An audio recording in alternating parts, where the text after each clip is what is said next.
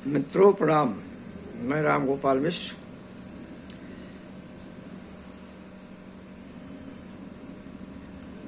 आपको कुछ सुनाने से पूर्व श्री गजानन की एक प्रार्थना करना चाहता हूँ। सुनिए। गजाननं भूतगणाधिसेवितं कपेत्थजम्बूफलचारुभक्षणम् उमासुतं शोकविनाशकारकं नमामि विघ्नेश्वरपादपङ्कजम् नीलाम्बुजश्यामलकोमलाङ्गं सीतासमारोपितवामभागम् पाणौ महासायकचारुचापं नमामि रामं रघुवंशनाथम् अतुलितबलधामं स्वर्णशैलाभदेहं तनुजवनकृशानुं ज्ञानिनामग्रगण्यम् सकलगुणनिधानं वानराणामधीशं रघुपतिप्रियभक्तं वातजातं नमामि। अब सुनिए। सौर मंडल में नवग्रह पश्चिम से पूर्व की ओर केंद्राधिपति सूर्य की परिक्रमा अपने अपने अंडाकार पथ पर करते हैं। अर्थात नवग्रह जो हैं वो सभी ग्रह सूर्य की परिक्रमा करते हैं, नंबर 1, और पश्चिम से पूर्व की ओर करते हैं, नंबर 2, और इनकी दूरी जैसे जैसे जैसे बढ़ती जाती है, ये सूर्य से बढ़ते हुए क्रम में इस प्रकार है। बुध, शुक्र, पृथ्वी, मंगल, गुरु, शनि, अरुण, वरुण, यम। ज्योतिष में पृथ्वीवासी मनुष्य पर प्रभाव की दृष्टि से पृथ्वी के बजाय सूर्य को ग्रह माना गया है।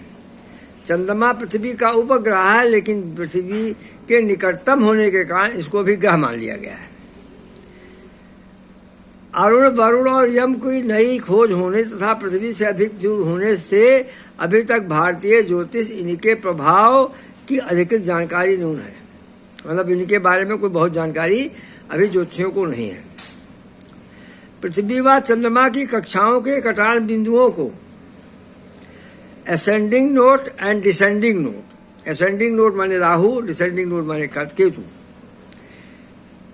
इस प्रकार कुल 9 ग्रहों को मान्यता दी गई है कुंडली में, जिसमें से 7 ग्रह दिखाई पड़ते हैं और 2 ग्रह राहु केतु छाया ग्रह हैं। अब आइए जानते हैं कि ग्रहों की गति क्या है। सूर्य एक राशि पर लगभग 1 माह, चंद्रमा 2.25 दिन, मंगल लगभग 1.5 माह, बुध लगभग 3/4 माह, गुरु लगभग 13 माह, शुक्र लगभग 3/4 माह, शनि लगभग 2.5 वर्ष, राहु केतु 1.5 वर्ष तक रहते हैं। शनि को सबसे धीमा शनै चलने वाला ग्रह है। सूर्य और चंद्रमा सदैव मार्गी तथा राहु केतु सदैव बकरी होते हैं। में शेष ग्रह मंगल, बुध, गुरु, शुक्र, शनि सामान्यतः मार्गी परंतु कभी कभी बकरी होते हैं। ग्रहों का अस्त होना। सूर्य ग्रह से 17 अंश के भीतर मंगल, 11 अंश के भीतर गुरु, 15 अंश के भीतर शनि, 12 अंश के भीतर चंद्रमा, 10 अंश के भीतर मार्गी शुक्र, 8 अंश के भीतर बकरी शुक्र, 14 अंश के भीतर मार्गी बुध, 12 अंश के भीतर बकरी बुध शुक्र की प्रचल प्रकरणों के कारण अस्त हो जाते हैं। परंतु बुध सदैव सूर्य के निकट रहने से अभ्यस्त है, अतः बुध पर अस्त होने का सामान्यतः कोई प्रभाव नहीं पड़ता। वैसे भी बुध सूर्य से 28 अंश की अधिक दूरी नहीं रहता। अब आइए ग्रह और कारकत्व उसके समझ लें। ग्रह और कारकत्व का मतलब ये है कि मानव जीवन के किस किस क्षेत्र का कारक होता है, कौन सा ग्रह, और उसके कारकत्व का प्रभाव क्या है। क्षर कारकत्व या तत्कालिक कारकत्व, और नैसर्गिक कारक या स्थिर कारक। तो क्षर कारक जो होते हैं जन्म कुंडली निर्मित करने के पश्चात ग्रह स्पष्ट किए जाते हैं। अर्थात यह ज्ञान जाता है कि अमुक ग्रह किस राशि में कितने अंश कला विकला पर भ्रमणरत रहा जब जन्म हुआ था। सूर्य से राहु तक 8 ग्रहों को तात्कालिक अंशों के घटते क्रम में व्यवस्थित कर एक तालिका बनाई जाती है। इस तालिका के आधार पर ग्रहों का कारकत्व निम्नानुसार होता है। आरंभ कारक ग्रह, जिस ग्रह के अंश कला सर्वदा अधिक होते हैं, सर्वाधिक होते हैं, वो ग्रह आत्मकारक होता है। अमात्य कारक ग्रह आत्मकारक के पश्चात सर्वाधिक अंश वाला ग्रह अमात्य कारक या मंत्री कारक कहलाता है। इस कारक की शुभ स्थिति या उस पर शुभ प्रभाव होने पर जातक मंत्री बनता है या राज्य से लाभ प्राप्त करता है। भ्रातृ कारक अंश कला अनुसार तृतीय क्रम वाला ग्रह भ्रातृ कारक होता है। भ्रातृ कारक से नीचे अधिकतम अंश कला वाला ग्रह मातृ कारक होता है। मातृ कारक से कम अंश कला वाला ग्रह पितृ कारक होता है। पुत्र कारक उपयुक्त से कम अंश कला पर स्थित ग्रह पुत्र कारक संतान कारक होता है। ज्ञात कारक पुत्र कारक से कम अंश कला वाला ग्रह ज्ञात का चचेरे भ्राता भग्नी का कारक होता है। दारा का सबसे कम अंश वाला ग्रह दारा कारक या स्त्री कारक। उपरोक्त कारक पराशर के मतानुसार है। जैमिनी केवल 7 कारक मानते हैं, उनके अनुसार प्रतिकारक नहीं होता है। उनके अनुसार राहु इस व्यवस्था में सम्मिलित नहीं है। यदि ग्रहों के अंश कला और विकला समान हो तो दोनों ग्रह एक ही पक्ष के कारक होते हैं और अपने कारकत्व का लोप कर देते हैं। इस प्रकार कारकत्व का विचार किया जाता है।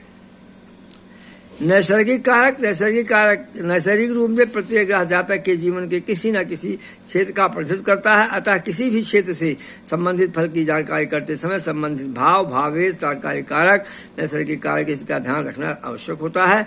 ग्रह और संबंधित कारक तथा भाग का नियमानुसार है। मित्रों, ये कुंडली के प्रारंभिक अध्ययन की बातें हैं। अब हम आपको ग्रह और नैसर्गिक कारकत्व के बारे में बताएंगे। सूर्य आत्मा, पिता, स्वभाव, आत्मबल, निरोगता, लक्ष्मी, राजस्व, प्रताप, आसक्त, प्रतिष्ठा, शक्ति आदि क्षेत्रों तथा प्रथम, नवम, 10वें भाव का कारक होता है। चंद्रमा मन, माता, बुद्धि, मस्तिष्क, चित्त, प्रसन्नता, गंध, दृष्टि, संपत्ति, ज्योतिष, सुख, शांति, जवाहरात आदि क्षेत्रों तथा चौथे भाव का कारक होता है। मंगल पराक्रम, भ्राता, भग्नी, गुण, धैर्य, साहस, उत्साह, क्रोध, भूमि, पुत्र, अग्नि, राज्य, शक्ति, शत्रु, रोग, सौतेली, माता, साला क्षेत्रों तथा तीसरे और छठे भाव का कारक होता है। बुद्ध वाक शक्ति, मामा, मौसी, बुद्धि, विवेक, संतति, बांधव, समृद्धि, विनय, हास, वाणिज्य, व्यापार, ज्योतिष, गणित, नृत्य, शिल्प आदि क्षेत्रों में तथा 4 10वें भाव का कारक होता है।